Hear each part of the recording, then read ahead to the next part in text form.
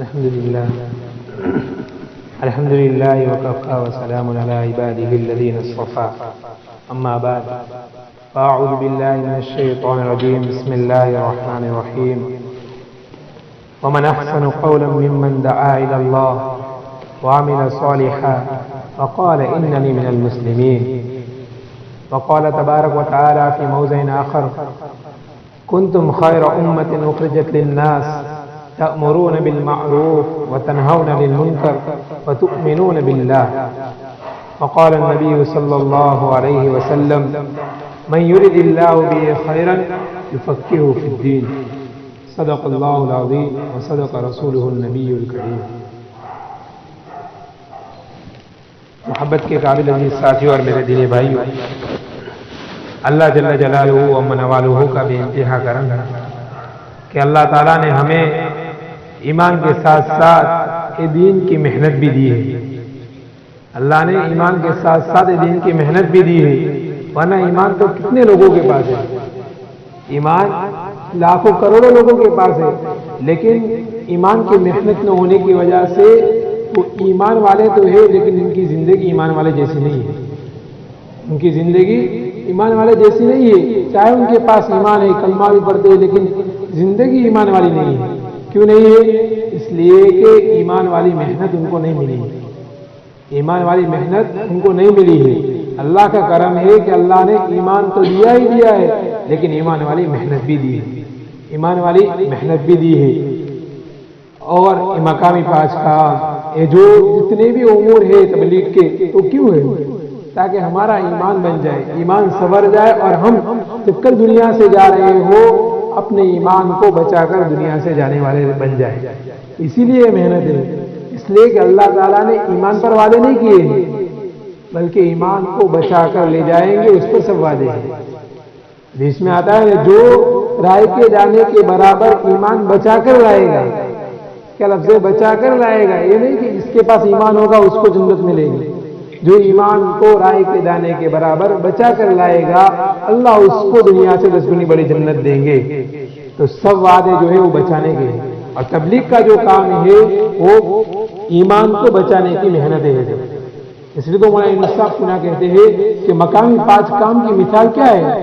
مقامی 5 کام کی مثال ایسی ہے جیسے کہ کائٹ اور ڈورا ہو، پتنگ اور ڈورا، کہ آدمی اس کام میں لگا رہے گا اس کا ایمان بنتا رہے گا، اس کا ایمان سنورتا رہے گا، وہ اپنے ایمان کی حفاظت کرنے والا بنتا رہے گا جب تک ان 5 کاموں میں تبلیغ میں جڑا رہے گا. اس لیے یہ ماحول میں جب تک آدمی جڑا رہے گا اس کے ایمان کی حفاظت ہوگی. اور مقامی 5 کام میں جڑا رہے گا تو ہواؤں میں اڑے گا، وہ چمکے گا. جس طرح پتنگ دورے سے جڑی ہوئی رہتی ہے تو جب تک دورے سے جڑی ہوئی رہتی ہے وہ آسمانوں میں اڑتی ہے، فضاؤں میں لہلاتی ہے، حتیٰ کہ بس اس کا بلند مقام رہتا ہے جب تک وہ دورے سے لگی ہوئی رہتی ہے. اسی طرح ہم بھی اس محنت کے ساتھ، اس محنت اور تبلیغ کے ساتھ لگے رہیں گے، اللہ ہمیں بھی چمکائے گا، ہم بھی بلندیوں پر اڑیں گے، ہم بھی فضاؤں میں لہرائیں گے، ہمارے ایمان کی حفاظت ہوگی. کل موت کا جب وقت ہوگا تو ہمیں کلمہ نصیب ہو جائے گا، خاتمہ بھی خیر ہمیں ملے گا اس محنت کی وجہ سے. یہ محنت معمولی نہیں ہے. ایسے تو ایمان کو بچانے کی دیگر محنتیں بھی ہیں، مدارس ہے، خانقاہ ہے، اصلاحی جماعت ہے، یہ سب ایمان کی بچانے کی محنت ہے. لیکن اس میں کیا ہوتا ہے؟ ہر ایک نہیں کر سکتا ہے. مدرسے میں کون جائے گا؟ جس کے پاس علم کی طلب ہوگی، جو علم سیکھنا چاہتا ہوگا وہ مدرسے میں جائے گا. ہر ایک تھوڑی جائے گا، ہر ایک جائے گا تب بھی واپس آ جاتا ہے. لیکن جس کے پاس طلب ہوتی ہے علم کی وہ مدرسے میں جاتا ہے. اصلاحی جماعت میں کون جائے گا؟ جس کے پاس طلب ہوگی کہ مجھے کچھ سیکھنا ہے، مجھے کچھ معاشرے کو اپنے درست کرنا ہے، وہ اصلاحی معاشرے میں جائے گا. جو بے طلب ہے وہ جائے گا ہی نہیں. اسی طرح خانقاہوں میں کون جائے گا؟ جس کے پاس طلب ہوگی کہ میرا دل بن جائے، تزکیہ نفس میرا ہو جائے، میں کس طرح اللہ سے محبت میری جڑ جائے، اللہ سے تعلق مجھے کس طریقے سے مل جائے، وہ خانقاہ میں جائے گا. ارے کوئی جائے گا. تبلیغ کے کام کا بڑا مقصد اور اس کے سب کاموں میں سے اعلیٰ ہونے کا یہ ذریعہ اور سبب یہی ہے کہ اس میں بے طلب بندوں کے پاس جایا جائے. ہاں، تبلیغ ان سب کاموں میں اعلیٰ کیوں ہے؟ ان سب دوسرے بھی شعبے ہیں لیکن ان سب شعبوں میں تبلیغ کو کیوں بڑا درجہ دیا جاتا ہے؟ اس لیے ان میں بے طلب بندوں کے پاس جایا جاتا ہے. بے طلب بندوں کے پاس جا کر ان کو ایمان کی دعوت دینا، یہ تو گشت کا مقصد ہے. ہم گشت کیوں کر رہے ہیں کہ بے طلب بندوں کے پاس جا کر ان کو ایمان کی دعوت دے، ان کو ایمان سکھلائے، تاکہ وہ اس محنت کے ساتھ جڑ کر اپنے ایمان کی حفاظت کرنے والے بن جائیں. ہاں، تبلیغ کا اعلیٰ ہونے کا سبب یہی ہے کہ اس میں بے طلب بندوں کے پاس جایا جاتا ہے، جن کے اندر طلب نہیں ہے کہ میری زندگی کس طرح بن جائے، میں کس طرح میرے ایمان کی حفاظت کرنے والا بن جاؤں، کہ ان کے اندر طلب نہیں ہے. تبلیغ کا مقصد ہے کہ ان کے پاس جا کر ان کو ایمان کی طلب دی جائے، ان کو ایمان سے قریب کیا جائے. اسی وجہ سے یہ جو تبلیغ کا شعبہ ہے وہ اعلیٰ ہے. ہاں، اسی وجہ سے تبلیغ کا شعبہ اعلیٰ ہے. اسی طرح تبلیغ میں لگنے سے ہمارے ایمان کی حفاظت ہوتی ہے. کتنے لوگ، اس لیے پہلے کہا کہ دین کی محنت ہمیں ملی ہے، یہ بھی اللہ کا کرم ہے. دین کی محنت ملی ہے، اللہ کا کرم ہے. جن کے پاس دین کی محنتیں نہیں ہے وہ ایمان والے تو ہے، لیکن ایمان والوں کی طرح ان کی زندگیاں نہیں گزر رہی ہیں. ایمان والے تو ہے، ایمان بھی اس کے پاس ہے، کلمہ بھی پڑھتے ہیں، لیکن ایمان والوں کی زندگی ان کے پاس نہیں ہے. کیوں؟ دین کی محنت نہیں ملی. اس لیے دین کی محنت میں دین کی محنت کا فائدہ یہی ہے.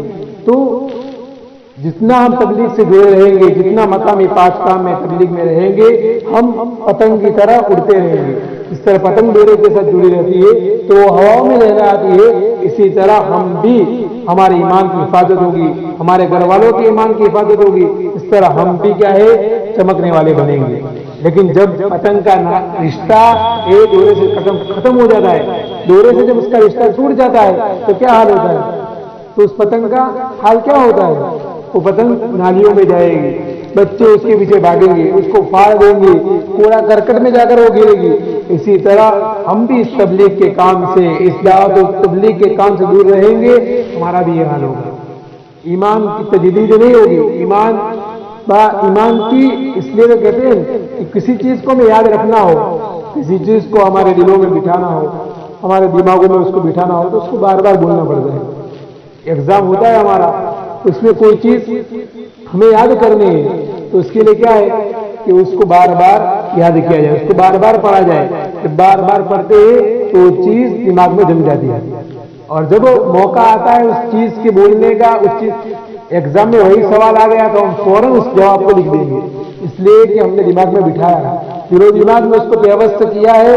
نتیجہ کیا ہوگا؟ جب ایگزام میں وہ سوال آئے گا ہم لکھ سکیں گے. اسی طرح وہاں یہی سوال ہونے والا ہے ایمان کا. ایمان پر ہی پوری زندگی کا دار و مدار ہے. محمد صاحب کا جملہ ہے نا کہ ایمان والوں کی زندگی دو طرح کی ہے. ایک زندگی تو جب آدمی آنکھ کھولتا ہے دنیا میں اس وقت یہ شروع ہوتی ہے، یہ پہلی زندگی ہے. اور جب آنکھ بند ہو جاتی ہے وہ زندگی ختم ہو جاتی ہے، وہ زندگی پوری. اور دوسری جو زندگی ہے وہ آنکھ بند ہونے کے بعد شروع ہوتی ہے. جب آنکھ بند ہوتی ہے آدمی کی، اس آنکھ بند ہونے کے بعد ایک زندگی شروع ہوتی ہے، اور زندگی کی کوئی حد نہیں ہے، کوئی اس کا اینڈ نہیں ہے کہ شروع ہوئی تو چلو جس طرح 7 سال پر دنیاوی زندگی ختم ہو جاتی ہے اس طرح وہ اخروی زندگی بھی ختم ہو جائے، وہ کبھی ختم نہیں ہوگی. مثالوں میں آتا ہے کہ پوری دنیا ہے اس کو رائے کے دانوں سے بھر دی جائے. رائے کا دانہ اتنا چھوٹا آتا ہے، اس رائے کے دانے سے پوری دنیا بھر دی جائے، اور 1000 سال پر ایک چڑیا کو مسلط کیا جائے کہ جب 1000 سال گزر جائے ایک دانہ اٹھانا بس 1000 سال پر ممکن ہے، اور بہت ممکن ہے کہ وہ دانے ختم ہو جائیں گے. پوری دنیا بھر دی جائے اور اتنا چھوٹا رائے کا دانہ، اور 1000 سال تو کتنے ہزاروں سال ہوئے، تب بھی ممکن ہے کہ وہ دانے ختم ہو جائیں گے، لیکن اخروی زندگی ختم نہیں ہوگی. اس پوری زندگی کا دار و مدار یہ پہلی زندگی پر ہے. یہ پہلی زندگی کون سی؟ جب آنکھ ہماری کھلی ہے اس وقت سے لے کر آنکھ بند ہونے تک کی جو زندگی ہے، اس زندگی پر پوری دوسری زندگی کا دار و مدار ہے. ہاں، اگر دوسری زندگی میں کامیاب ہونا ہے، آخرت میں جنت کو ہمارا ٹھکانہ بنانا ہے، جہنم سے ہمیں بچنا ہے، پل صراط کے راستے پر ہمیں بجلی کی طرح پار ہونا ہے اور کٹ کر گرنے سے بچنا ہے، قبر میں سوال و جواب کا آسان ہونا ہے اور آسانی کے ساتھ آرام کی زندگی بسر کرنا ہے، یا پھر عذاب قبر کا تنگ ہو جانا ہے. یہ سب ڈیپینڈ کرتا ہے پہلی زندگی پر کہ ہماری پہلی زندگی کیسی ہے. اس میں اللہ کے احکام، حضور کے طریقے کو ہم نے مانا ہے یا نہیں مانا ہے. اللہ کے احکام اور حضور کے طریقے پر ہم نے اپنی زندگی کو گزارا یا نہیں گزارا، یہ سب پہلی زندگی پر دوسری زندگی جو ہے پہلی زندگی پر ڈیپینڈ کرتی ہے۔ کوئی بندہ اللہ کے احکام حضور کے طریقے کے مطابق یہاں سے زندگی گزار کر گیا ہے، سب سے پہلا قبر کا مرحلہ آئے گا، وہ قبر کا مرحلہ آسان ہو جائے گا۔ سب سے پہلا قبر کا مرحلہ آنے والا ہے اور قبر کا مرحلہ اس کا آسان ہو جائے گا۔ تو جب میدان محشر آئے گا، اس میدان محشر میں جب سب کو اٹھایا جائے گا، نفسی نفسی کا جہاں عالم ہوگا، لیکن اس بندے نے اپنے اللہ کے احکام پر چلا ہے، اپنے ایمان کو بنا کر چلا ہے، حضور کے طریقے کے مطابق اپنی زندگی کو گزار کر چلا ہے، میدان محشر میں وہ کامیاب ہوگا۔ پھر نامہ اعمال دیے جائیں گے۔ اس بندے نے اپنی زندگی کو اچھا گزارا ہے تو نامہ اعمال بھی یعنی ہاتھ میں دیے جائیں گے۔ اس طرح پھر حساب کتاب کے بعد اس کو سیدھا جنت میں داخل کر دیا جائے گا اور عیش و آرام کی زندگی وہاں پر ہے۔ ایک تو یہ زندگی جو آدمی دنیا میں اللہ کے احکام حضور کے طریقے کے مطابق چلے گا، ایک زندگی تو یہ جو سیدھا وایا ہو کر جنت جائے گا، یہ سب وایا ہو کر اور آسانی کے ساتھ وہ جنت میں پہنچ جائے گا۔ ایک دوسری زندگی کہ اللہ کے احکام حضور کے طریقے کو چھوڑ کر، حضور کے فرمانوں کو چھوڑ کر، اللہ کے احکام کو چھوڑ کر زندگی گزاری ہوگی، سب سے پہلے قبر میں جائے گا، وہاں عذاب شروع ہو جائے گا، وہاں عذاب شروع ہو جائے گا۔ اس لیے ہم بعض لوگ یہ کہتے ہیں کہ وہاں جواب تو یاد ہے، قبر میں جو سوال کیے جانے والے ہیں اس کے جواب تو یاد ہے کہ پوچھا جائے گا من ربک کا، ہم کہہ دیں گے میرا رب اللہ ہے، ما دینک کا، ہم کہہ دیں گے کہ ہمارا دین اسلام ہے، من نبیک کا، آپ کا نبی کون ہے، ہم کہہ دیں گے ہمارا نبی پروفٹ محمد صلی اللہ علیہ وسلم ہے، ہمیں کہہ دیں گے ہمیں جواب یاد ہے، لیکن یاد رکھنا یہ زبان وہاں نہیں چلے گی، یہ زبان قبر میں جا کر اس زبان کو لاک کر دیا جائے گا۔ جو دنیاوی زندگی کی جو زبان ہے نا ہمارے پاس، اور ہم دعویٰ کرتے ہیں کہ ہمیں جواب یاد، ہم جواب دے دیں گے، یہ زبان بند ہو جائے گی اور اعمالی زبان کھلے گی۔ اعمال کے اعتبار سے، جو روحانی اعتبار سے جو زبان ہے، روحانی اعتبار سے جو ہمارا جسم ہے، دو جسم ہیں ہمارے، ایک تو یہ بدن جو دکھ رہا ہے جو ڈھانچہ وہ، اور ایک روح ہے، وہ بھی مستقل ایک بدن کی حیثیت رکھتا ہے۔ ایک ڈھانچہ تو ختم ہو جائے گا اور وہ روح کے مطابق فیصلہ کیا جائے گا۔ جب وہ روح میں ہم نے اس کو بنایا ہوگا تبھی تو ہم جواب دے سکیں گے، ورنہ کیا دے سکیں گے۔ اس لیے قبر میں پہلے آزمایا جائے گا۔ قبر میں پوری زندگی بہت سارے قبر کے عذابات ہیں، سانپ کو مسلط کیا جائے گا، وہ ڈسے گا، اس کا ڈسنا اتنا خطرناک ہوگا کہ اگر وہ زمین پر ڈستا ہے تو کتنی زمین تک اس میں گھاس نہیں اگتی ہے، اتنا خطرناک سانپ مسلط کیا جائے گا۔ گدھے کی طرح بچھو ہوں گے، اس بچھو کو مسلط کیا جائے گا۔ یہ پہلی ابھی تو پہلے حالات ہے، اس لیے کہا پہلی منزل کیا ہے، یہ مٹی کا گھر ہے، تو وہاں تو پہلی منزل ہے ابھی تو، اور اس کے بعد دوسری منزلیں بھی آنے والی ہیں۔ حضرت عثمان رضی اللہ تعالیٰ عنہ کے بارے میں آتا ہے نا کہ جنت کا تذکرہ ان کے سامنے کیا جائے، جہنم کا تذکرہ ان کے سامنے آتا تھا، لیکن وہ اتنا نہیں روتے تھے، لیکن جب قبر کے پاس جاتے تھے ان کا رونے کا کیفیت بدل جاتی تھی، اتنا روتے تھے کہ داڑھی مبارک پر ہو جاتی تھی۔ کیوں؟ اس لیے کہ کسی نے پوچھا کہ حضرت عثمان رضی اللہ تعالیٰ عنہ، آپ جنت کا آپ کے سامنے تذکرہ کیا جاتا ہے، جہنم کا آپ کے سامنے تذکرہ کیا جاتا ہے، آپ اتنا نہیں روتے ہو جتنا قبر کے تذکرے سے روتے ہو؟ کیا جواب دیا جائے کہ سب سے پہلے جو گھر ہے وہ کون سا ہے؟ جنت جہنم کو بعد کی چیز ہے، سب سے پہلے کہاں رہنا ہے؟ سب سے پہلے تو اس قبر میں جانا ہے۔ اس قبر میں میرا حال کیا ہوگا، تو اس وجہ سے اس قبر میں میرا کیا حال ہوگا، تو اس وجہ سے وہ روتے تھے۔ تو قبر کی اگر اللہ کے احکام حضور کے طریقے کے مطابق زندگی نہیں گزارو گی، سب سے پہلے قبر کا مسئلہ ٹیڑھا ہوگا۔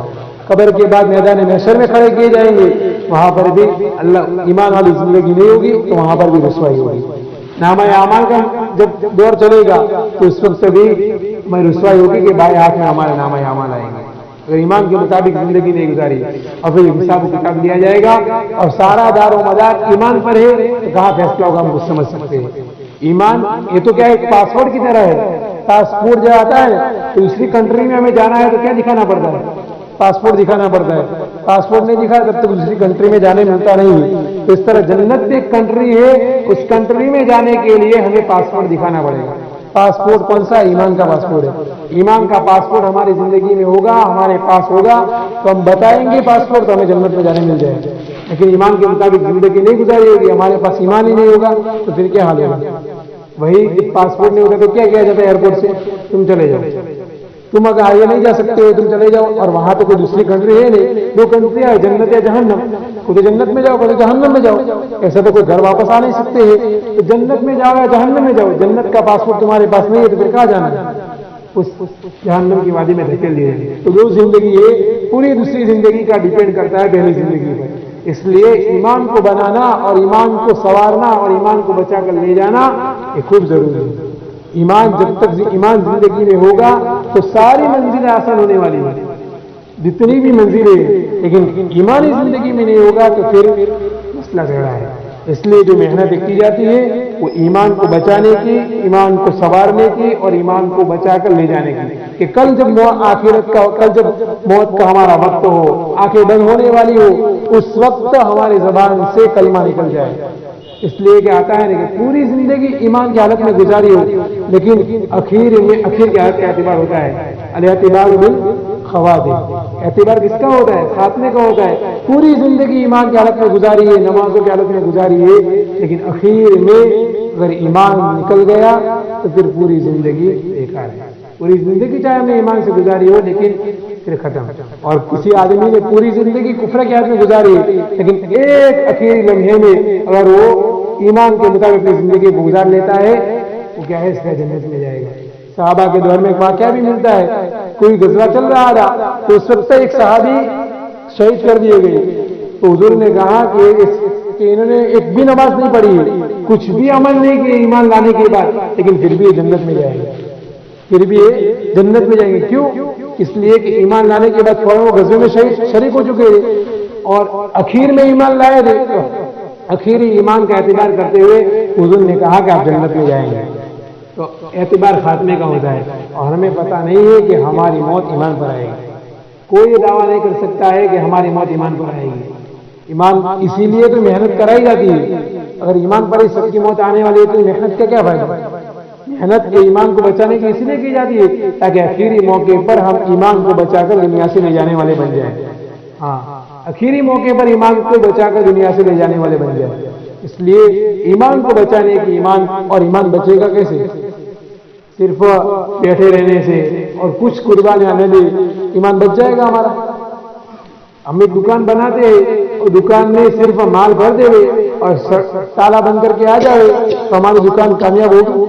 ہماری دکان چلے گی؟ دیر بعد تک باقی رہے گی، بلکہ سر گل کر خاک اور مٹی میں مل جائے گی۔ اسی طرح بلکہ کیا کرنا پڑتا ہے ہمیں؟ دکان کو آباد کرنے کے لیے، دکان کو زندہ کرنے کے لیے جانا پڑتا ہے، وہاں شٹر کو کھول کر بیٹھنا پڑتا ہے، پورے دن بیٹھنا پڑتا ہے، تب جا کر وہ دکان آباد ہوتی ہے۔ دکان جو معمولی چیز ہے، جو دنیا کے اعتبار سے جو ہمارا مقصد بھی نہیں ہے، لیکن پھر بھی اس کے لیے پورا دین کی قربانی دینی پڑتی ہے۔ اتنا بڑا دین جس پر جنت اور جہنم کا ڈیپینڈ ہے، اس پر قبر کے عذاب اور اس کا ڈیپینڈ ہے، تو تھوڑی آسانی سے مل جائے گی۔ بس ایسے ہی بیٹھے رہنے سے تھوڑی مل جائے گی، ہم قربانیاں نہ دیں، ہم بس اپنی زندگی میں مست رہے، دنیاوی زندگی میں عیش و آرام کے ساتھ زندگی گزارتے رہے، اور پھر ہمیں چاہے کہ ہماری زندگی میں ایمان آ جائے، ہم ایمان کے مطابق زندگی گزارنے والے بن جائے، یہ تو نہیں ہو سکتا ہے، یہ تو نہیں ہو سکتا ہے۔ بلکہ اگر کامیاب کرنا ہے تو ایمان پر محنت کرنی پڑے گی، قربانیاں دینی پڑے گی۔ قربانی جتنی ہم دیتے رہیں گے اللہ تعالیٰ ایمان کو بڑھاتا رہے گا۔ اور حق تو یہ تھا کہ پوری زندگی ہم اللہ کی عبادت میں گزارے۔ اللہ کی انعامات کتنے ہیں؟ وَإِن تَعُدُّوا نِعْمَةَ اللَّهِ لَا تُحْصُوهَا، اگر تم اللہ کی نعمتوں کو شمار کرنا چاہو، ایک حساب لگانا چاہو تو حساب نہیں لگا سکتے، اتنے تو اللہ کی نعمتیں ہم پر برستی ہے۔ حق کیا تھا کہ 24 گھنٹے اس اللہ کی عبادت میں ہمیں گزارنے تھے، لیکن وہ اللہ کتنا کرے گا، وہ اللہ کتنا رہیں گے؟ وہ کہتا ہے کہ تم دنیا میں کماؤ گے، تم دنیا میں کماؤ بھی اور میری عبادت کرو، لیکن پھر بھی ہم کتنا وقت دے رہے ہیں؟ تم خود سوچے، جو مقصود نہیں ہے اس بغیر بے مقصود کے پیچھے ہمارا کتنا وقت لگ رہا ہے، اور مقصود کے پیچھے ہمارا کتنا وقت لگ رہا ہے، ہم خود سوچے، تو پھر ہمیں کامیابی کیسے مل سکتی ہے؟ کامیابی کو ڈھونڈنے کے لیے ایک مقصود کے پیچھے ہمارا وقت لگانا پڑتا ہے، جو ہمارا مقصود ہوتا ہے۔ دکان پہ جاتے ہیں، ہمارا مقصود کیا ہوتا ہے؟ ہم دھندا کریں، ہم مال کمائے، اور ایک جو مقصود ہے تو وہ باتیں کرنا، تو ہم باتیں کرنے میں زیادہ وقت لگاتے ہیں یا دھندا کرنے میں زیادہ وقت لگاتے ہیں؟ جو مقصود میں وقت لگاتا ہے وہ تاجر کامیاب ہوتا ہے، اور جو لغویات میں، باتوں میں، موبائل میں، گیموں میں اپنا وقت خرچ کرتا ہے وہ تاجر دیکھ لینا، وہ کامیاب نہیں ہوتا ہے، وہ سود اور لون کے مسئلے میں پڑا رہتا ہے۔ تو اسی طرح ایمان کی مثال ہے کہ ایمان ہمارا مقصود ہے، اس مقصود میں ہم لگیں گے تو فائدہ ہونے والا ہے، ورنہ بے مقصود زندگی میں ہم لگ جائیں گے ہمارا کوئی فائدہ ہونے والا نہیں ہے۔ اس لیے قربانی کے ساتھ اس ایمان کے پیچھے میں لگنا ہے، قربانی دے کر لگنا ہے۔ صرف ایسے ہی رہیں گے تو ہمیں ایمان نہیں ملے گا، ہمیں قربانی دے کر ایمان حاصل کریں گے تو ایمان ہمارے پاس باقی بھی رہے گا، اور اس کا پتہ کل چلنے والا ہے۔ کل یعنی آنکھ بند ہونے کے بعد اس کا پتہ چلے گا کہ ہم نے جو قربانی دی تھی، گشت کا دن تھا، مجبوری بھی تھی، کچھ کام بھی تھے، لیکن وقت نکال کر، وقت فارغ کر کر ہم یہاں آئے تھے، ہم جماعت میں نکلے تھے، ہم مقامی 5 کام میں اپنے وقت کو دیا تھا، کل پتہ چلے گا آج۔ لیکن اخلاص کے ساتھ اور سچی طلب کے ساتھ، یہ ہم قربانی تو دے رہے ہیں لیکن سچی طلب اور اخلاص نہیں ہوتی، اس کی وجہ سے کوئی فائدہ نہیں ہوتا ہے۔ مجلس میں آ کر بھی سو رہے ہو تو پھر کیا فائدہ؟ ہم نے قربانی جب دی ہے اور مجلس میں آ کر بھی ہمارا یہ نظام ہو، ہم مجلس میں آ کر بھی یہی ہماری نیند پوری کرنے کے لیے آپ بیٹھے تو فائدہ کیا ہے؟ صرف نیند پوری کرنا ہے مجلس میں؟ ہم جب قربانی دے رہے ہیں تو اس قربانی کو وصول بھی کریں نا۔ آج لوگ کہتے ہیں کہ قربانی ہم دے رہے ہیں لیکن فائدہ نہیں ہو رہا ہے، کیوں نہیں ہو رہا ہے؟ وصول کے ساتھ لگتے ہی نہیں، 4 مہینے لگا کر آتے ہیں، لیکن حال کیا ہوتا ہے، نماز مسجد میں آنا ان کے لیے آسان نہیں ہوتا ہے، اصول کے ساتھ نہیں لگائے ہوئے۔ اصول کے ساتھ لگا کر 3 دن دیکھو، وہ 3 دن تمہیں نمازی نہ بنا دے تو کہنا، وہ 3 دن تمہیں مکمل ایمان نہ دے تو کہنا۔ 4 مہینے لگانا اصل نہیں ہے، اصل اصول کے ساتھ لگانا ہے۔ اصل قربانی دینا ہے لیکن اس اصول کے ساتھ قربانی دینے تو فائدہ ہوگا، ورنہ مجلس میں آ کر سوتے رہے، 4 مہینے جا کر وہاں آرام کے ساتھ زندگی گزارے، کچھ فائدہ ہونے والا نہیں ہے، صرف وقت گزاری ہوگی، کچھ فائدہ نہیں ہوگا۔ اس لیے پھر اعتراض کر دے کہ مولانا 4 مہینے میں جا کر آیا، میرے چلنے لگے، میں اجتماع میں شریک ہوتا ہوں، ہر مہینے 3 دن لگاتا ہوں، لیکن پھر بھی نمازوں میں سستیاں ہوتی، نمازوں میں آنا نہیں ہوتا ہے، کیوں نہیں ہوتا ہے؟ اس کی وجہ یہی ہے کہ ہم اصول کے ساتھ وقت نہیں لگاتے ہیں۔ قربانی دیتے ہیں لیکن قربانی دینے کے باوجود وہ جو اصول ہوتے ہیں، جس عادات کے ساتھ میں کام کرنا ہوتا ہے، وہ عادات کے ساتھ کام نہیں کرتے ہیں، نتیجہ یہ ہوتا ہے کہ ہم وقت لگا کر آتے ہیں لیکن کوئی فائدہ نہیں ہوتا ہے۔ اس لیے جب قربانی جب قربانی ہمیں دی تو تھوڑی قربانی اور دے دے، پوری قربانی اور دے دے، اور ہم اچھی طرح سن کر جائے اور اچھی طرح ہم اپنی زندگی میں لانے کی کوشش کریں، ورنہ صرف آ کر یہ نہیں ہے۔ چلو یہ بھی قربانی تو ہے لیکن ہمیں تو فائدہ لینا ہے، قربانی دے کر ہمیں کامیاب اور آدمی کون ہے جو کچھ محنت کر کے کچھ فائدہ بھی لے، صرف جا کر دکان پر بیٹھ کر قربانی نہ دے اور کوئی فائدہ نہ ملے تو کیا فائدہ؟ اس لیے جب ہم آئے ہیں قربانی دی ہے، تھوڑی قربانی اور دے دیں اور اس کے ساتھ ہم اصول کے ساتھ چلتے رہیں گے، کچھ دنوں میں بھی فائدہ ہو سکتا ہے۔ وہاں طارق جمیل کا بیان سن رہا تھا تو اس میں یہی بات انہوں نے بتائی کہ میں تو ایک اسکول میں پڑھ رہا تھا، کوئی میری زندگی اس تبلیغ سے جڑی ہوئی نہیں تھی، ایک بندہ آیا تھا کوئی نوجوان تبلیغ کا لگا ہوا، اس نے مجھے دعوت دی کہ مولانا اور ہمارے ساتھ اتنا وقت دے دیجیے 3 دن کا۔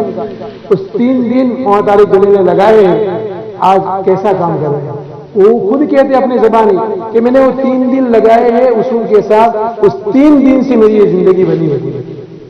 حالانکہ وہ ڈاکٹر ڈاکٹر ان کے پاس ڈاکٹر کی ڈگری بھی ہے، اسکول میں پڑھتے تھے، صرف 3 دن لگائے اصول کے ساتھ، کیا حالت ہوئی ہے، پوری دنیا ان سے استفادہ حاصل کر رہی ہے۔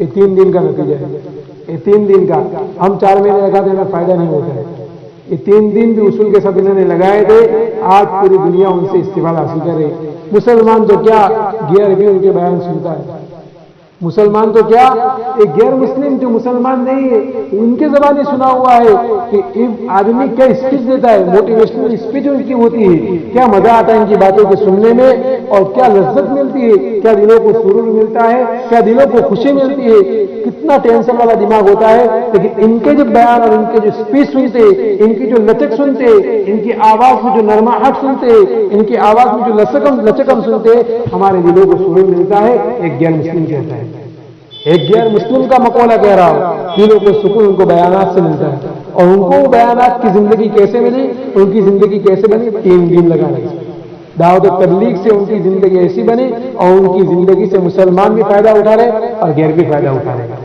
یہ کام معمولی نہیں ہے لیکن ہم نے معمولی سمجھ لیا ہے، یہ کام معمولی نہیں ہے. ارے معمولی کیوں لگ رہا ہے؟ یوسف بھائی چنگواڑی ان کی کتاب میں یا کسی کے بیان میں نے سنا تھا کہ آج لوگ اس کام کو معمولی سمجھ رہے ہیں. کیوں معمولی سمجھ رہے ہیں؟ کہ تھیلا اٹھا کر جانا اور یہ وقت فارغ کرنا یہ کوئی سمجھ میں آنے والی بات نہیں کہ اس سے اتنے بڑے جنت میں یہ فائدہ ہوگا، جہنم سے بچ سکیں گے. یہ بظاہر سمجھ میں آنے والی بات نہیں ہے، لیکن در حقیقت اس میں سب باتیں ہیں. سب یہ کام بہت بڑا عام ہے. بہت لوگ دھوکہ کیوں کھا رہے ہیں؟ اس کام کی سادگی کی وجہ سے. اس کام کی سادگی کی وجہ سے لوگ دھوکے میں پڑے ہوئے. اس کام کا کوئی فائدہ نہیں ہے، حالانکہ در حقیقت اس کام کا بڑا فائدہ ہے. اس کام سے کتنوں کی زندگیاں بنی ہے، کتنے لوگ آگے بڑھے ہیں. ابھی ظاہر عباس صاحب یہ تین جماعتیں جب تھی اور اس میں جب ان کو بات دی گئی تھی تو انہوں نے یہ بتایا تھا کہ دین میں لگنے کا فائدہ ایک قصہ بیان کیا تھا اور بہت بہترین قصہ بیان کیا تھا. دین میں لگنے سے کیا فوائد حاصل ہوتے، ایک آدمی کا کیا فائدہ ہوا انہوں نے بیان کیا تھا کہ پڑوسی ملک کا ایک آدمی تھا، وہ کہیں جماعت میں جا رہے تھے دوسری کنٹری میں، بیرون ملک کی جماعت تھی، تو کہیں ان کا رکنا ہوا تھا بیچ میں کہیں ایئرپورٹ پر، کہیں وہاں رکنا ہوا تھا ان کا. تو کنٹری دوسری تھی، وہاں مسلم ممالک نہیں تھے. تو وہاں ایئرپورٹ پر جا کر درخواست کی کہ ہمیں نماز پڑھنی ہے، نماز کے لیے کوئی جگہ بتا دو کہ تم ظاہر میں تو نماز نہیں پڑھ سکتے ہو، ظاہر میں تو تم نماز نہیں پڑھ سکتے ہو، تمہیں نماز پڑھنی ہے تو کونے میں جا کر نماز پڑھ لو. خالص کونا ہے وہاں کونے میں جا کر نماز پڑھ لو، وہاں نماز پڑھنے کی تمہیں گنجائش ہے، یا بیچ میں تم نماز نہیں پڑھ سکتے ہو. چانچہ وہ ساتھی اور کچھ ساتھی دوسرے بھی تھے جماعت میں، وہ سب ساتھی گئے ایک کونے میں چلے گئے نماز پڑھنے لگے. اور اتفاقاً اسی ایئرپورٹ پر جو ابھی مکہ کے جو امام ہیں شیخ امام سدیس، ان کا بھی یہاں آنا ہوا تھا اس ایئرپورٹ پر. انہوں نے بھی درخواست کی ایئرپورٹ والوں سے کہ مجھے بھی نماز پڑھنی ہے، تو نماز مجھے بتا دو کہ میں کہاں نماز پڑھوں. تو کہا کہ تم یہ بیچ میں تو نماز نہیں پڑھ سکتے، یہاں جو یہ ایریا ہے وہاں نماز نہیں پڑھ سکتے ہو. تمہیں اگر نماز پڑھنی ہے تو ایک جماعت وہاں نماز پڑھ رہی ہے، وہاں جا کر تم نماز پڑھ لو. چانچہ وہ امام سدیس گئے ہیں وہاں پر. اب وہاں امام کیا جماعت تو شروع ہو چکی تھی، نماز شروع ہو چکی تھی، وہ جماعت کے ساتھی نماز پڑھا رہے تھے. اب ایک رکعت ہو چکی تھی. اب کوئی ان کو پہچانتا تو نہیں تھا، اس وقت ٹیلی فون کا زمانہ نہیں تھا. یہ کہہ رہے تھے کہ ٹیلی فون کا اس وقت زمانہ نہیں تھا، اس لیے کوئی کانٹیکٹ تو کوئی ابھی تو سب کو پتا چل جاتا ہے انٹرنیٹ پر کہ یہ بڑے امام ہے، مکہ کے امام ہے، یہ وہ انٹرنیٹ سے پتا چل جاتا ہے، لیکن پہلے نہیں پتا چلتا تھا. تو وہ آگے کھڑے ہوئے، کسی کو کوئی احساس نہیں کہ کوئی مکہ کا امام ہے، کوئی نہیں. وہ تو نماز ان کی شروع تھی. تو یہ امام سدیس پیچھے آ کر کھڑے ہو گئے. چنانچہ ایک رکعت انہوں نے نماز مکمل کی. امام سدیس نے بھی اپنی نماز کو مکمل کیا. نماز مکمل ہو جانے کے بعد ساتھیوں کو بلایا. امام سدیس نے کہا کہ آپ جانتے ہیں میں کون ہوں؟ اس نے کہا کہ ہم تو آپ کو نہیں پہچانتے، آپ کون ہیں؟ ہمیں کیا پتا آپ کون ہیں؟ کہا کہ میں مکہ کا امام ہوں.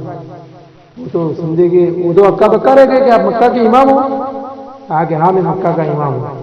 پھر ان کو ایک وزٹنگ کارڈ آتا ہے جو ہر ایک کو نہیں ملتا ہے. وہاں کسی کو ملاقات، کسی بڑے سے ملاقات کرنی ہو، ہمیں بھی پرائم منسٹر سے ملاقات کرنی ہو تو سیدھے چلے جاؤ، کہا کہ چلو ملاقات کرو، نہیں ہوتا ہے، بلکہ وزٹنگ کارڈ دیا جاتا ہے. اور وزٹنگ کارڈ ہمارے پاس ہوتا ہے تو ہم ملاقات کر سکتے ہیں، ورنہ ہمیں دھکے مار کے بھگا دیا جائے. تو اس امام جو سدیس تھے انہوں نے وزٹنگ کارڈ اس جماعت کے جو ساتھی تھے اس کو دے دیا. یہاں پہ وزٹنگ کارڈ رکھے، آپ جب بھی مکہ آئے مجھ سے ملاقات کا آپ کو شوق ہو، مجھ سے جب بھی آپ کو ملاقات کرنی ہو ایک کارڈ مجھے بتا دیں، ایک کارڈ آپ سیکورٹی گارڈ کو بتا دینا، وہ مجھ سے آپ سے میری ملاقات کروا دیں گے. چنانچہ وہ تو پھر معاملہ ختم ہو گیا. وہ امام صاحب چلے گئے مکہ میں اور یہ جو جماعت جا رہے تھے وہ بھی جماعت چلی گئی. کچھ سالوں کے بعد جب جماعت میں جانا ہوا ان کا، کچھ سالوں کے بعد اللہ تعالیٰ نے قبول کیا تو حرمین میں جانا نصیب ہوا ان کا. حرمین میں جا رہے تھے، حرمین میں گئے، مکہ میں طواف وغیرہ سے فارغ ہوئے تو اس وقت ان کو یاد آیا کہ میرے پاس وہ جب نکلے تھے گھر سے تو وزٹنگ کارڈ انہوں نے لے لیا تھا کہ چلو مجھے ملاقات کا موقع مل جائے گا وہاں پہ. تو کارڈ لے لیا تھا وہاں سے. اور جب مکہ میں جو طواف وغیرہ سے جو امور تھے ان امور سے فارغ ہوئے تو انہوں نے یہ سوچا کہ چلو میرے پاس وزٹنگ کارڈ ہے، میں ملاقات کر کے آ جاؤ امام صاحب.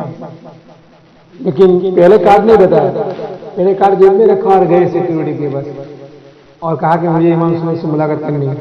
اور وہ غریب آدمی تھا بیچارہ، پھٹے پرانے کپڑے تھے، سیکورٹی گارڈ نے دھکے مار کر نکال دیا کہ تجھے ملاقات کا موقع نہ ملے، یہاں سے نکل جاؤ، کچھ بھی موقع نہیں ملے گا تمہیں۔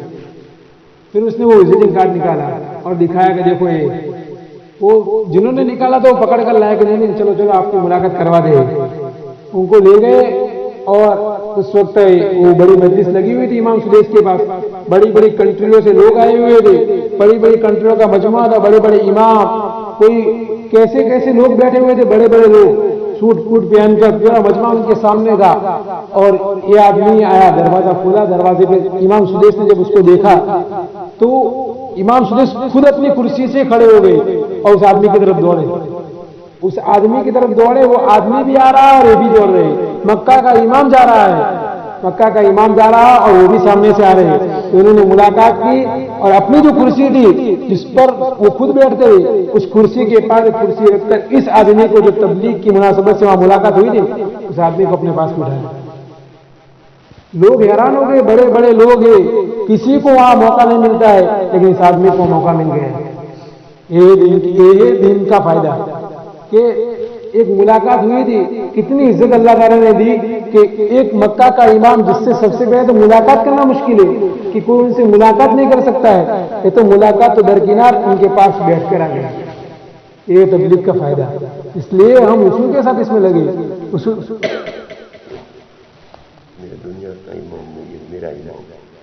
ہاں، انہوں نے ایک بات بھی کہی تھی، جب لوگوں نے کہا نا کہ آپ دیکھ، لوگوں نے حیران ہو گئے، ہم بھی جب کوئی بڑا آتا ہے اور ہمارے پاس اگر کوئی بٹھا دے ایسے بندی کو تو وہ نہیں اعتراض کریں گے کہ کون آ گیا ہے، کون آ گیا ہے۔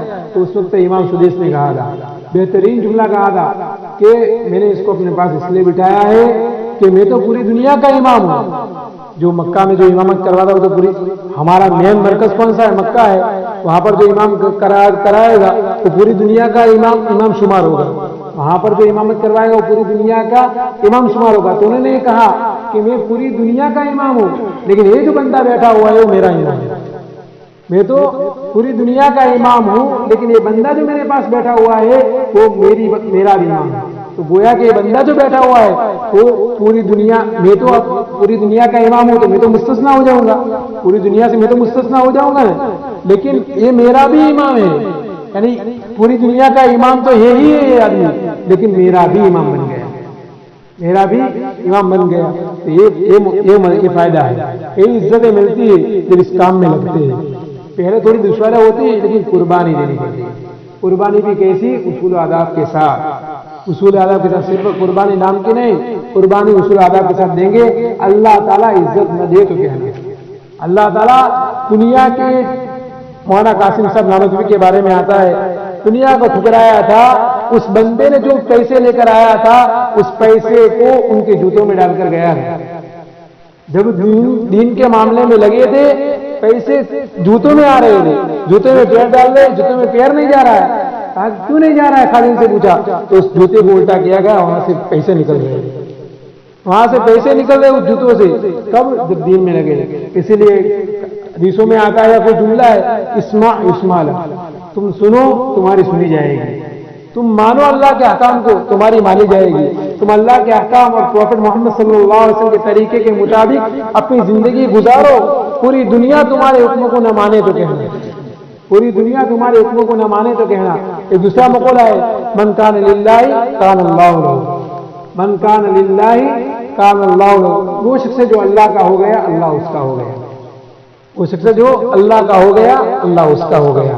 اس لیے ہم اللہ کے احکام اور حضور کے طریقے کے مطابق اپنی زندگی کو گزارنے میں ہمارا وقت لگائیں گے، دنیا خود بخود ہمارے پاس نہ آئے تو کہیں گے۔ آج الٹا معاملہ ہے، ہم دنیا کے احکام کو مانتے ہیں، دنیا کے طریقے کو مانتے ہیں، نتیجہ کیا ہوتا ہے؟ دونوں کھو بیٹھتے ہیں، نہ دین کے رہے نہ دنیا کے رہے، بلکہ بیچ میں لٹکتے رہ جاتے ہیں۔ نہ دین کے اعتبار سے کوئی فائدہ ہوتا ہے، نہ دنیا کے اعتبار سے کوئی اتنی مسرت اور فائدہ ہوتا ہے، سب کے دونوں طرف سے رہ جاتے۔ اس لیے حضور نے جو طریقہ بتایا ہے، شریعت ہمیں جس طرف رہنمائی کر رہی ہے اس کے مطابق چلنے میں فائدہ ہے۔ پہلے نمبر میں کیا بات آتی ہے؟ حضور کے طریقوں پر چلنے میں 100% ہماری کامیابی ہے۔ 1% بھی کمی نہیں ہے، 100% ہماری کامیابی ہے۔ اور حضور کے طریقے سے ہٹ کر غیروں کے طریقے کے مطابق اپنی زندگی گزاریں گے تو 100% ناکامیابی ہے۔ ایک صرف بولنے کا نہیں ہے، اس کو دل میں بٹھانے کا ہے، اس کا یقین ہماری زندگیوں میں لانے کا ہے۔ صرف ہم بولتے ہیں 1 نمبر سیکھ کر آگے، لیکن اسی لیے تو کہا تھا مولانا یوسف صاحب نے، ایک کارگزاری نے مولانا یوسف صاحب نے ایک جماعت کی، تو پوچھا کہ آپ کیا سیکھ کر آئے؟ ہر ایک کو پوچھ رہے تھے کہ بتاؤ آپ کیا سیکھ کر آئے؟ کوئی یہ کہہ رہا کہ میں یہ سیکھ کر آیا ہوں، کسی کو پوچھا کہ میں یہ سیکھ کر آیا۔ ایک بندے نے جواب دیا کہ میں 6 نمبر سیکھ کر آیا۔ مولانا یوسف صاحب نے کہا کہ ہم پوری زندگی ہم نے لگا دی یہاں پر، 1 نمبر بھی ہمیں ابھی تک نہیں آیا اور تم 6 نمبر سیکھ کر آئے۔ یعنی اس کا یہ مطلب تھوڑی کہ مولانا یوسف صاحب کو کچھ آتا نہیں تھا، 6 نمبر نہیں آتے، بلکہ جو 6 نمبر کا مقصد ہے ایمان جو یقین بنانا ہے، وہ یقین بنانے کا وہ کہہ رہے ہیں کہ ابھی ہم نے 1 نمبر بھی نہیں سیکھا ہے، یعنی 1 نمبر سے جو چاہا جاتا ہے وہ ہم نے ابھی یہ بھی نہیں سیکھا ہے۔ 1 نمبر سے کیا چاہا جاتا ہے؟ اللہ سے ہونے کا یقین ہماری زندگی میں آ جائے، اور غیر اللہ سے نہ ہونے کا یقین 100% ہماری زندگی میں آ جائے۔ یہ پہلے نمبر کا مقصد ہے۔ 2 جز ہے، اس میں پہلے جز کا یہ مقصد ہے، ہماری زندگی میں آیا ہے اللہ سے ہونے کا یقین اور غیر اللہ سے نہ ہونے کا یقین ہماری زندگی میں آیا ہے۔ تو بس وہ یہی کہنا چاہتے ہیں کہ ابھی تم پہلا نمبر نہیں سیکھے، اور اسی طرح حضور کے طریقوں میں 100% کامیابی ہے اور غیروں کے طریقوں میں 100% ناکامیابی ہے، کہ ہماری زندگی میں آیا ہے۔ اس لیے ہم ابھی تھوڑے پیچھے ہٹ رہے ہیں، تو بہرحال ہم قربانی دیتے رہیں گے، ہمارے ایمان میں اضافہ ہوتا رہے گا، ایمان بڑھتا جائے گا اور ایمان سنورتا جائے گا۔ ایک بات ہے، اور ایمان کے ساتھ ساتھ ہمیں اپنے معاشرے کو درست کرنا ہے۔ ایمان صرف ہم کیا سمجھتے ہیں؟ ایمان کیا نام ہے؟ 5 چیزوں کا نام ایمان ہے۔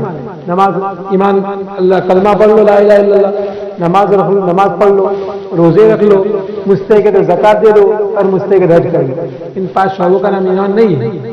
صرف اسلام ان 5 امور کو نہیں کہتے، بلکہ اس کے ساتھ عبادات، معاملات، اخلاقیات، معاشرت، یہ سب چیزیں ایمان میں داخل ہیں۔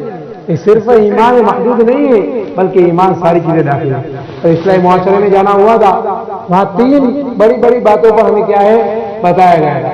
اب ایمان کی بات ہوئی، اب ان معاشرات بھی ہمیں ٹھیک کرنے ہیں، ہمیں صرف اپنے ایمان کو بھی بنانا ہے اور اس کے ساتھ ہمارے معاشرے کو بھی درست کرنا ہے۔ خوشی کا موقع ہو، سنت نبوی کے ساتھ خوشی منائی جا رہی ہے۔ غمی کا موقع ہو، سنت نبوی کے ساتھ غمی منائی جا رہی ہے۔ یہ اثر ہے اس معاشرے، ہم معاشرے کو درست کرنا ہے۔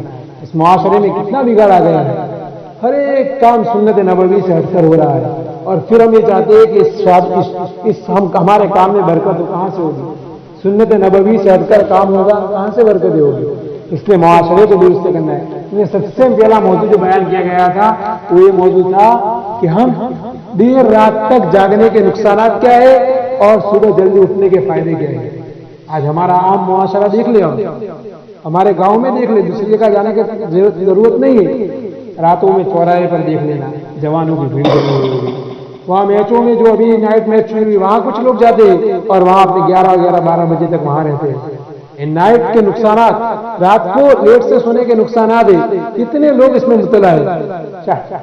کارگزاری میں بتایا گیا تھا کہ 90% لوگ رات کو دیر سے سوتے ہیں۔ کتنے پرسنٹ لوگ؟ 90% لوگ رات کو دیر سے سوتے ہیں اور صبح سے جلدی نہیں اٹھتے بلکہ دیر سے اٹھتے ہیں۔ اس کے نقصانات کے بارے میں کچھ وہ رخ کرنا تھا، کچھ اس کے بارے میں ہمارے معاشرہ کس طرح درست ہو جائے۔ ہمارے جوانوں کی زندگیاں وہ بگڑ رہی ہے، ماں باپ پریشان ہے کہ ہمارے بچے ہماری مانتے نہیں ہیں، کیسے مانیں گے؟ جب تم نے اپنے بچوں کو آزادی دے دی ہے، تم 12 بجے تک تمہارے بچے وہاں گھوم رہے ہیں، تو پھر تمہاری ماں کہاں سے مانیں گے؟ ایک حاجی انیف بھائی دے انہیں اچھی بات کہی دے، گجراتی میں کہا تھا کہ بالک نے تمہیں وقت نہیں આપો એના ટાઈમ ઉપર તો એ બાળક જ્યારે મોટું થશે ત્યારે તમને વખત નહીં આપે। અગર બાળકને તમારી નોની જિંદગીમાં જ્યારે બાળકની ઉંમર 10 થી 20 વર્ષ હોય છે ત્યારે તમે એને વખત નહીં આપો, સિર્ફ ખાલી પૈસા આપશો એને કે બેટા આ લાવી દે, પણ એને વખત નહીં આપો તો 20 વર્ષ બાદ જ્યારે એ ખુદ કમાતું થશે અને 60 વર્ષ પછી તમે મોહતાજ થશો તો તમને એ બાળક ખાલી પૈસા જ આપશે, તમારી ખિદમત નહીં કરે। ये बालक तुमने खाली पैसा आपसे तुम्हारी खिदमत नहीं करी। बहुत दर्द के साथ उन्होंने ये बात कही थी। उन्होंने कहा था मेरी जिंदगी का तजर्बा है, उन्होंने जिंदगी गुजारी है, हमारी जिंदगी अभी इब्तिदाई है। जो बूढ़े उनको पूछोगे जब बच्चा उनकी बात नहीं मानता है, जब बच्चा उनकी खिदमत नहीं करता है, उनका क्या हाल होता है? ایک ہمارے گاؤں میں کتنی بہترین مثال ہے، وہاں اماللہ صاحب کے پاس کل جانا ہوا تھا، انہوں نے کیا کہا کہ 2 مہینے تک میں نہیں آؤں گا۔ وجہ پوچھی کہ کیوں نہیں آئیں گے؟ کہا کہ ماں باپ کی خدمت کرنی ہے۔ ان کے والد صاحب تھوڑے بیمار ہیں، یہاں مولانا پڑھاتے ہیں، ان کے والد صاحب بیمار ہیں، تو انہوں نے کہا کہ 2 مہینے مجھے پڑھانا نہیں ہے، بلکہ میں ایک خدمت کرنا چاہتا تھا۔ کیوں کرنا چاہتے ہیں وہ؟ اس لیے کہ انہوں نے والد صاحب نے ان کی تربیت کی تھی، بچپنے میں جب ان کی زندگی گزر رہی تھی تب اس باپ نے ان کی تربیت کی تھی۔ وہ بچہ 2 مہینے کا 10,000 پگار ہو، وہ 20,000 پگار چھوڑ کر ہو کے یہ بن جائے، کہتا ہے کہ مجھے ماں باپ کی خدمت کرنی ہے، مجھے باپ کی خدمت کرنی ہے۔ یہ سہارا یہ ہمیں پتہ نہیں چلے گا، 60 سال کے بعد جب زندگی آئے گی اس وقت پتہ چلے گا کہ ہم نے جو بچے کو نہیں تربیت کی تھی، آج اس کا کیا نتیجہ ہو رہا ہے۔ جب ضرورت پڑے گی اس وقت یہ سب کھلے گا۔ اس لیے جو دیر رات تک ہم جاگتے ہیں اس کے نقصانات کے بارے میں سب سے پہلے تو آیت پڑھی گئی تھی، وَجَعَلْنَا نَوْمَكُمْ سُبَاتًا، وَجَعَلْنَا نَوْمَكُمْ سُبَاتًا، ہم نے تمہارے لیے نیند کو کیا بنایا؟ سبات بنایا۔ سبات کا معنی کیا ہوتا ہے؟ انقطاع عن العمل، عمل سے رک جانا۔ سباتن کا معنی عمل سے رک جانا، یعنی ہم نے تمہاری نیند کو عمل سے رک جانا بنایا۔ یعنی تو جب رات ہو جائے تو تم اس وقت کیا کرو؟ سب کام چھوڑ کر صرف آرام کی فکر کرو، صرف آرام کی۔ انقطاع عن العمل، صرف آپ کیا کرنا ہے؟ تمہیں نیند لینی ہے مکمل۔ وَجَعَلْنَا نَوْمَكُمْ سُبَاتًا وَجَعَلْنَا اللَّيْلَ لِبَاسًا، وَجَعَلْنَا اللَّيْلَ لِبَاسًا، ہم نے رات کو تمہارے لیے لباس بنایا ہے، ہم نے رات کو لباس بنایا ہے۔ یعنی لباس کی تشبیہ کیوں دی؟ اس لیے کہ جب آدمی لباس پہنتا ہے تو کتنی ساری بیماریوں سے وہ محفوظ ہو جاتا ہے، کتنی ساری وہ صحت مند رہتا ہے۔ جب تک وہ لباس اس کے زیب تن کیا ہوتا ہے تو لباس اس کو کتنی ساری چیزوں سے محفوظ رکھتا ہے۔ ہم نے لباس پہنا ہوا ہے، کوئی گندگی ہمارے بدن پر لگ سکتی ہے، لباس پر لگے گی، وہاں بدن پر تو نہیں لگے گی۔ تو اس طرح رات کو سونا لباس کا تشبیہ اس لیے دی کہ رات کو جب آدمی سوتا ہے مکمل وقت پر سوئے گا تو وہ بھی بیماریوں سے محفوظ رہے گا۔ جس طرح لباس یہ دوسری چیزوں سے ہمارے بدن کو بچاتا ہے نا، اس طرح رات میں آدمی سوئے گا تو وَجَعَلْنَا اللَّيْلَ لِبَاسًا، وہ دوسرے بیماریوں سے محفوظ رہے گا۔ وَجَعَلْنَا اللَّيْلَ لِبَاسًا وَجَعَلْنَا النَّهَارَ مَعَاشًا، دین کمائی کا ذریعہ ہے، دن میں کمائی کرنی ہے۔ کمائی کا ذریعہ کون سا ہے؟ دن میں کرنا ہے۔ اور ایک بات دوسری تھی کہ ہمارا مزاج کیا بن گیا ہے۔ ایک سائیکولوجی کا مطالعہ کرنے سے پتہ چلتا ہے، سائیکولوجی کی جو کتاب آتی ہے نفسیات کی، اس کا مطالعہ کرنے سے 2 چیزیں ملی ہیں۔ ایک کہ ہماری 2 ضرورتیں ہیں، ایک تو اولی ضرورت اور ایک ثانوی ضرورت۔ 2 ضرورتیں بندے کی ہوتی ہے۔ اولی ضرورت کون سی ہے؟ کھانا پینا سونا اور وہ وغیرہ کا، یہ ہماری اول ضرورت ہے۔ اور ثانوی ضرورت ہے یہ تبلیغ میں جڑنا، ہمارے دکانوں پر کام کرنا، اسلامی معاشرے میں شرکت کرنا، یہ ہماری ثانوی ضرورت ہے۔ 2 ضرورتیں ہوئی، ایک ضرورت کون سی؟ کھانا پینا سونا وغیرہ، اور دوسری ضرورت ہماری یہ کیا سی ہے کہ دکانوں پر جانا وہاں کمائی کرنا، وہ سب ضرورتیں دوسری ضرورت ہے۔ تو یہاں اس بارے میں کہا گیا تھا کہ the second ضرورت ڈیپینڈس آن the first ضرورت۔ پہلی ضرورت جو ہے دوسری ضرورت کو جو دار و مدار ہے وہ پہلی ضرورت پر اس کا ڈیپینڈ کرتا ہے۔ ہم دوسری جو ضرورت ہے یعنی ہم رزق میں کس طرح اچھا کام کر سکتے ہیں، ہم تبلیغ میں محنت ابھی کہنا نہیں کچھ کہ ہم تبلیغ میں رہ کر یہاں بیانات میں بیان کس طرح دھیان سے سن سکتے ہیں۔ کب سن سکتے ہیں؟ جب ہم پہلی ضرورت کو مکمل کریں، کھانے کے وقت کھانا ہو، پینے کے وقت پینا ہو، سونے کے وقت سونا ہوگا تو یہاں مجلس میں آ کر سونا نہیں ہوگا، سمجھے نا؟ کھانے کے وقت کھانا ہوگا، اولی ضرورت جتنی تام ہوگی، اولی ضرورت جتنی مکمل ہوگی اتنی دوسری ضرورت ہم آسانی کے ساتھ کر سکیں گے۔ پہلی ضرورت کھانا وقت پر کھائیں گے، پینا وقت پر پیئیں گے، سونا وقت پر سونا ہوگا، تو دوسری ضرورت ہے جو ہم وہاں ہمیں جا کر ہم نے کھانے کے وقت کھا لیا ہے تو وہاں ہم دھندے پر جا کر اچھی طرح کام کر سکیں گے۔ سونا ہم اچھی طرح سو گئے تو وہاں دکانوں میں جا کر ہم اچھی طرح چستی کے ساتھ کام کر سکیں گے۔ رات کو نہیں سوئے ہوں گے پھر دوسری مجالس میں ہمیں اپنی نیند کو پورا کرنا پڑے گا، دوسرے وقتوں میں اپنی نیند کو پورا کرنا پڑے گا۔ اور ایک جو ہمارا رواج بن چکا ہے کہ فجر کی نماز کے بعد سو جانا، اس کے نقصانات کیا ہیں؟ ہمارے رزق میں برکت کیوں نہیں ہوتی؟ آدمی ہر ایک ہی چاہتا ہے کہ میں دھندا کرتا ہوں میری برکت کیوں نہیں ہوتی؟ تو کسی کا مقولہ ہے کہ نوم الصبح یمنع الرزق، नौम सुबहते यमनउ रिस्क, सुबह सो जाना ये रिस्क को रोकता है। फजर के बाद सो जाना ये रिस्क को रोक देता है। क्यों? लिअन्नहु वक्त किस्मतिन अर्ज़ाक, लिअन्नहु वक्त किस्मतिन अर्ज़ाक, इसलिए कि ये रिस्कों की तकसीम का वक्त है। सुबह के बाद फजर की नमाज के बाद जो फरिश्ते आते हैं और रिस्कों को तकसीम कर दे हर जगह पर। हुजूर से भी साबित है कि फजर के बाद सोया ना करो, उस वक्त फरिश्ते रिस्क तकसीम कर दे। अब फरिश्ते रिस्क तकसीम करने आए और हजरत लेटे हुए आराम से, तो उनको थोड़ी जरूरत है कि तुम्हें रिस्क देंगे, वो थोड़ी तुम्हें पकड़ कहे कि चलो तुम रिस्क दे दो, सोए हुए चले जाएंगे। फिर कहते हैं कि हमारे रिस्क में बरकत नहीं होती, फिर कहते हैं कि हमारे रिस्क में बरकत नहीं होती। कैसे होगी? जब हम उस तालीमात नबवी पर चल ही नहीं रहे हैं तो हमें रिस्क में कैसे बरकत होगी? और ये जब हम रात की नींद पूरी नहीं करेंगे तो फिर ये मसले पेश आते हैं। सुबह के बाद आदमी क्यों सोता है? रात को नींद पूरी नहीं होती।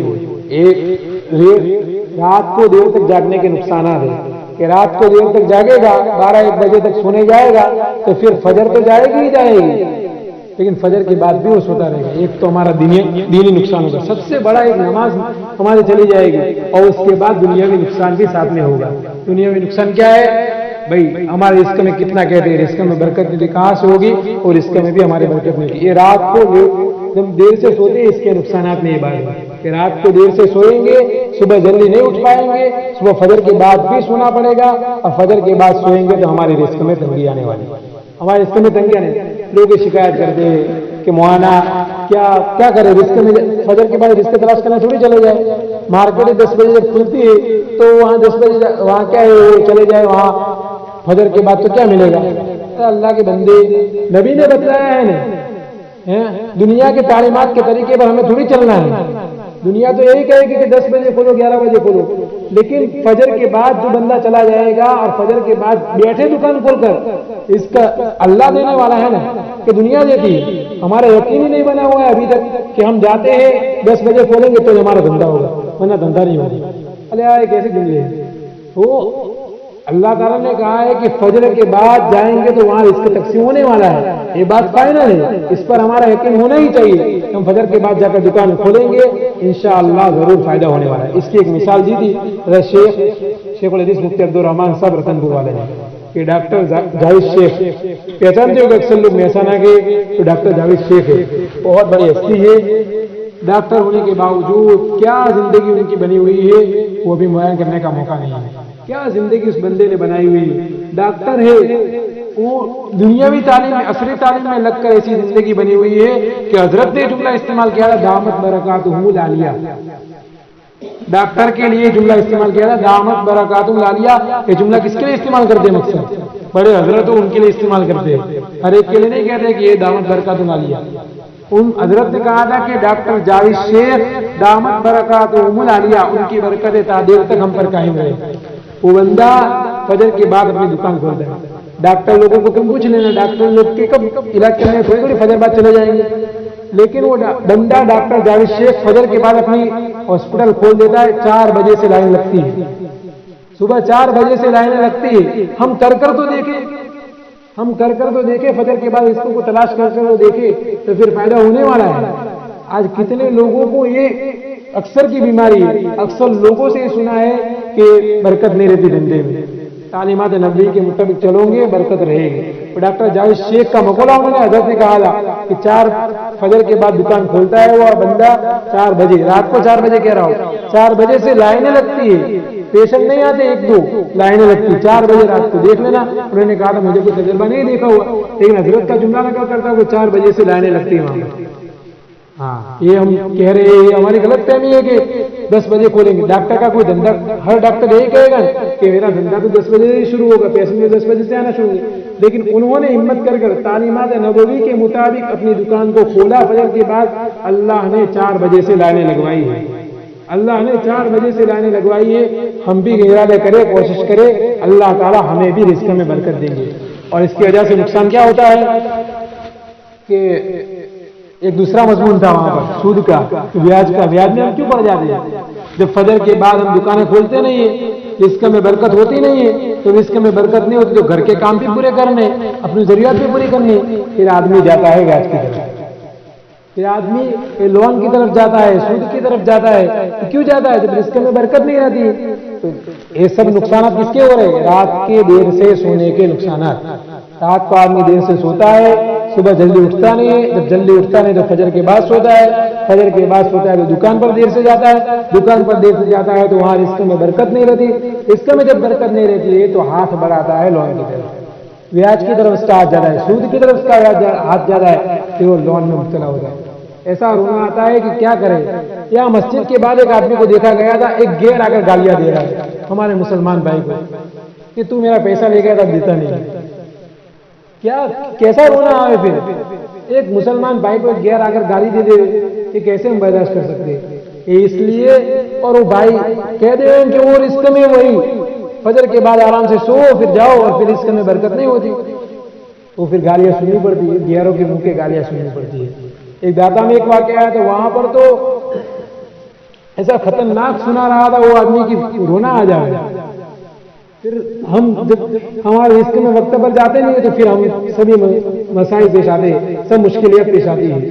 اس لیے ارادہ کرو کہ یہ اجرا نہیں لگانا ہے۔ فجر کے بعد ہم فوراً تو نہیں جا سکتے، یہ نہیں کہہ رہا ہوں میں کہ فجر کے بعد فوراً یہاں نماز پڑھ کر سیدھا دکان میں جاؤ، جلدی سے جانے کی فکر کرو۔ اور اللہ کا ایک حضور کی ایک بات نقل کر رہا ہوں، نبی کریم صلی اللہ علیہ وسلم نے فرمایا کہ اللہ تو برکت دینا اس آدمی کے رزق میں جو صبح سویرے اپنے رزق کو تلاش کرے۔ عربی میں یاد نہیں ہونا، عربی میں کہنا اللہ مبارک ایسا لفظ ہے، اے اللہ تو برکت دینا اس آدمی کے دھندے میں، اس آدمی کے رزق میں جو آدمی فجر کے بعد باقورہ ایسا کچھ لفظ ہے کہ تلاش کرے رزق کو، اس آدمی کے دھندے میں برکت دینا۔ اور باقورہ کس کو کہتے؟ قبل طلوع الشمس، سورج کے طلوع ہونے سے پہلے جو آدمی دھندے میں جائے اس کو باقورہ کے لفظ سے تعبیر کیا ہے۔ تو دیکھو یہ سب باتیں ہیں، ہمیں اس پر عمل کرنا ہے، صرف سنائی سنی باتیں نہیں ہیں۔ اور ایک بات کہہ کر کہ جب کوئی بات ہوتی ہے، جب کوئی چیز کا رواج عام ہو جاتا ہے، جب کوئی ایک ظلم ہے سود لینا، بیاج لینا ایک ظلم ہے، جب کوئی ظلم عام ہو جاتا ہے پوری دنیا پر، جب وہ چھا جاتا ہے تو واعظ کا وعظ بے اثر ہو جاتا ہے، یہ بیان کرنے والے کا بیان بے اثر ہو جاتا ہے۔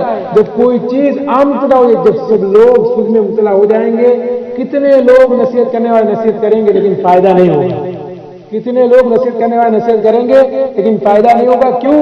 اس لیے کہ عام مبتلا ہو گئے۔ اس لیے ہمیں یہاں سے اٹھنا ہے تو عزمہ کے ساتھ اٹھنا ہے، عزائم لے کر اٹھنا ہے کہ جو باتیں بتائی گئی ہے اس باتوں پر عمل کرنا ہے۔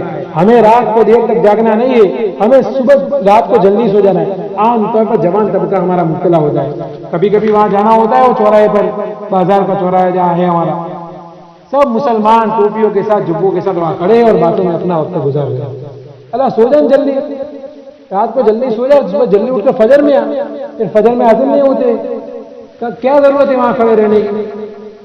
اس لیے رات کو اپنے آپ کو جلدی سونے کا مزاج بناؤ، اتنا جلدی سونے کا مزاج بناؤ گے صبح اتنا جلدی اٹھ سکو گے، اتنا جلدی اٹھ سکو گے فجر اطمینان کے ساتھ پڑھ سکو گے، فجر اطمینان کے ساتھ پڑھو گے جلدی، وہاں گھر والے بھی اٹھ جائیں گے تو گھر والے ناشتہ تیار رکھیں گے، ناشتہ کر کے جلدی ہم دکان پر جائیں گے، دکان میں برکت نہ ہو تو کہنا، اس لائن پر تعلیمات نبوی کے ساتھ زندگی گزاریں گے، فائدہ نہ ہو تو کہنا۔ پھر ہم دنیا کا کوئی یہ بڑا موٹیویشنل اسپیچ خالی اتنی بات کہتا ہے کہ یہ کرو اس کا اتنا فائدہ ہوگا، فوراً مان لیں گے، وہ بات فوراً ماننے کو عمل میں بھی لا دیں گے، لیکن تعلیمات نبوی کی بات ہمیں ماننا آسان نہیں ہوتا۔ تعلیمات نبوی جو ہمیں نبوی سے جو نبوت کے راستے سے جو ہمیں باتیں معلوم ہو رہی ہے اس بات پر ہم عمل نہیں کریں، اس لیے ارادہ کرو، عزائم کرو، ہم یہ سب باتیں کریں گے انشاءاللہ۔ موقع ملا تو دوسری مرتبہ آج کے موقع سود پر بھی گئے ہم تفصیل جو سن کر آئے انشاءاللہ بیان کریں گے۔ اللہ تعالیٰ کہنے سننے سے زیادہ عمل کرنے کی توفیق عطا فرمائے۔